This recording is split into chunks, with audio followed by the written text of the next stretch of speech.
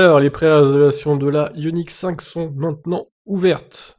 Et on a au passage les prix apparemment de la voiture. Voyons l'article d'Automobile Propre. Les pré-réservations pour la Ioniq 5 sont ouvertes depuis ce matin en France, moyennant le versement d'un premier acompte de 1000 euros. Il est désormais possible de réserver sa Ioniq 5 en ligne. Il suffit de se rendre sur le site du constructeur pour effectuer sa pré-réservation en ligne.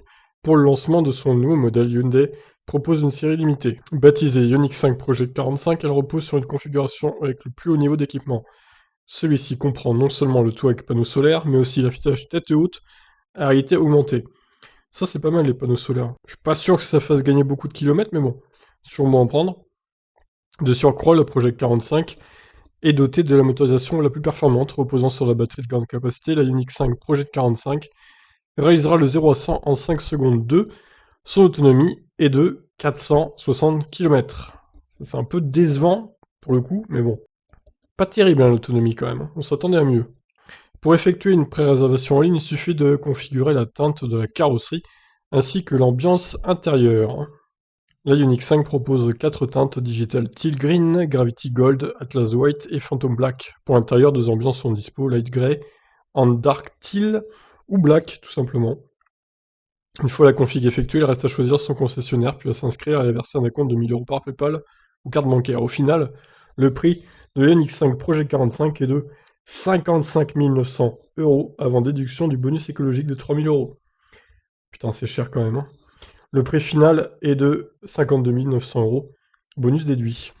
Après la pré-réservation, Hyundai conviera ses clients, oui, pour un événement privé, pour présenter un prototype de la voiture. Cet événement se déroulera au cours du printemps. Les premières livraisons sont programmées pour l'été 2021. Hyundai propose également une participation pour l'installation d'une prise de recharge accélérée à domicile. Le montant pris en charge par le constructeur s'élève à 234 euros. Ce qui n'est pas énorme, hein, parce que c'est quand même 700 ou 800 euros l'installation du nouveau box minimum, donc ça fait un tiers du prix, quoi, même pas.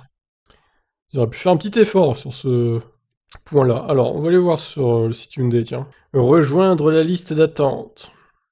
À compte de 1000 euros. Rejoindre la liste d'attente, en première.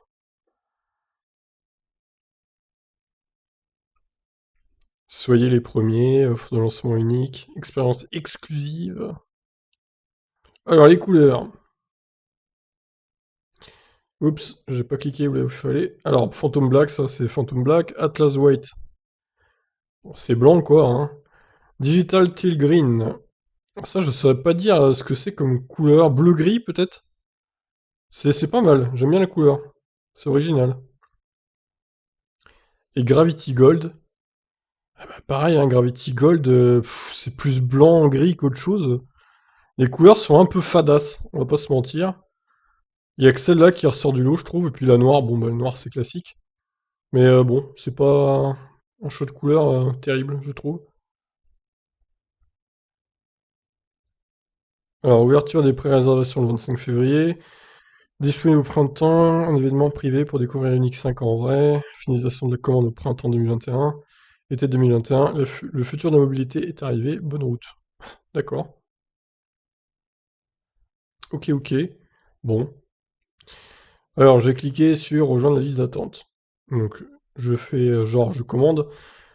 Bien que je trouve qu'elle est trop chère, hein, cette voiture, clairement. 53 000 euros. Mais c'est plus cher qu'une modèle 3 Longrange.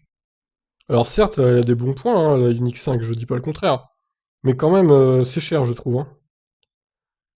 À l'intérieur, c'est soit noir, soit... Alors du coup, hop. Ah, faut relever ça à chaque fois. Je dirais que le noir lui va mieux quand même. Je préfère le noir, pour le coup. Mon Kona est plutôt gris, gris-blanc à l'intérieur. Mais le noir, ouais, c'est plutôt pas mal, les LED elles ressortent bien et tout. Alors, suivant du coup. Bon bah distributeur, je vais mettre celui de Saint-Lô, tiens.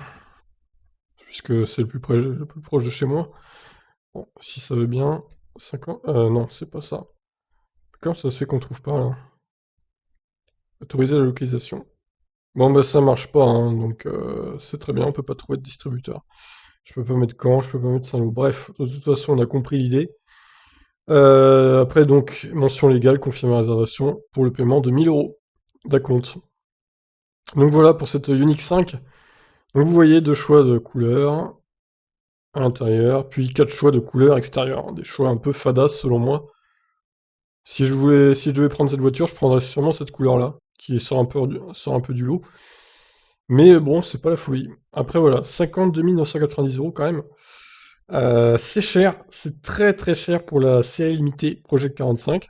Pour au final une autonomie pas exceptionnelle de 460 km, une autonomie moins élevée que le Kona électrique, même si évidemment vous me direz le Kona est plus petit, il est plus léger sûrement aussi, et il est plus efficient, donc bon. Mais bon, c'est un peu décevant, voilà, c'est un peu décevant, je m'attendais à mieux de la part de Hyundai, et surtout pas une voiture aussi chère quand même, là, 53 000 €, non, hein, c'est trop cher. Honnêtement, j'ai quelques doutes sur le succès de cette voiture en France. Je suis pas sûr qu'elle marche des masses quand même, hein. Elle est vraiment trop trop chère. Alors évidemment, il y a un coffre énorme, hein. 531 litres. Le coffre banquette battu 1591. Ça, on peut pas lui enlever. C'est un coffre gigantesque. Donc les caractéristiques, hein. La recharge, etc., etc., etc. Galerie photo. Alors, il y a même l'autonomie. Ils ont fait les choses bien sur Automobile Propre. Ouais, 480 km du LTP. J'imagine que ça sera pas au-dessus de toute façon. C'est la version 4 roues motrices. Bon, peut-être que la version propulsion, du coup, atteindra les 500. J'espère, du moins. D'ailleurs, c'est un peu dommage qu'il y ait que cette version-là. Ils ont communiqué que sur la version 4 roues motrices. C'est un peu incompréhensible, mais bon. Bizarre de la part de Hyundai. Alors, est-ce qu'ils ont mis l'autonomie, du coup, pour les autres modèles, hein? J'ai pas l'impression. Non, a priori, ils savent pas. Bah, écoutez. Suspense, j'ai envie de dire. Suspense. Ouais, 480 WLTP, c'est ça. Ok, bah écoutez, je vous laisse réagir. Qu'est-ce que vous en pensez de cette Ioniq 5? On n'a pas son poids. Je cherchais aussi le poids. Largeur 1,89 m. Putain, qu'est-ce qu'elle est large. Oh là là là. Incroyable, incroyable. Bref, la recharge, donc la recharge, c'est les mêmes modèles, hein. Enfin, c'est la même recharge pour tous les modèles. Du coup, 220 kW. En combo CCS. Voilà donc ce qu'on pouvait dire a priori pour cette Ioniq 5. On attend de savoir, hein, l'autonomie en propulsion avant de tirer des conclusions. On devrait, je pense, réussir à dépasser ou à atteindre les 500 km minimum. J'espère du moins. Et ce serait bien de savoir son poids également. Voilà, on termine avec quelques photos. Et puis on va se quitter là. Bon, qu'est-ce que vous en pensez, vous, du prix de cette voiture? Du coup, est-ce qu'elle vous intéresse ou pas? Allez, je vous laisserai agir dans les commentaires, comme d'habitude. Ciao, ciao.